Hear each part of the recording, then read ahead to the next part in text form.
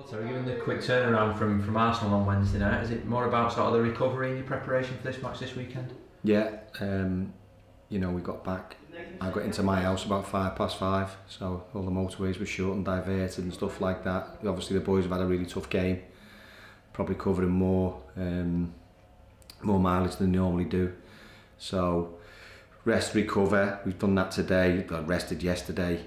Done some light training with those players today. Trained the others a bit harder, and then we'll see tomorrow how they turn up and tell us how they are really, and we've got an idea of the team of course, but we're just going to have a meeting now and talk about one or two maybe need a rest, and one or two new faces would freshen it up.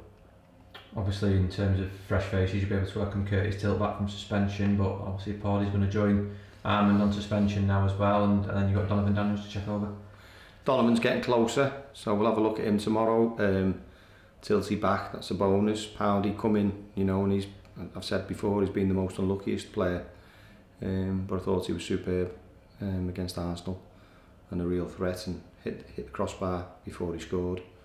So off the corners, got his goal. Had an eventful night to say the least, and got his red card. I still believe it was harsh after watching it several times over.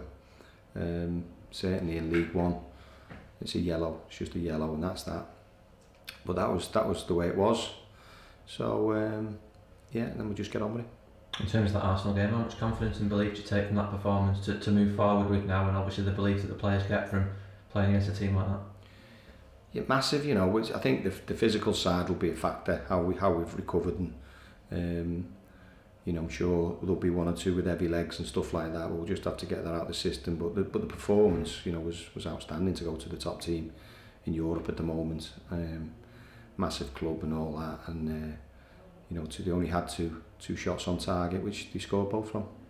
From a management point of view, you really got to balance the squad over the next couple of weeks when you look and take into account how much travelling there's going to be. I think so. I really do believe in this run in the Carabao Cup we have made a lot of changes, and then for the last month or so the team's got a bit steadier. We haven't made so many, but I think in these next 2 weeks now, with all those big camel rides we've got to get to games, we'll have to use the squad wisely. What sort of challenge do you expect from Bristol Rovers? Because obviously they've not scored many away from home, but obviously at the other end they don't concede many either.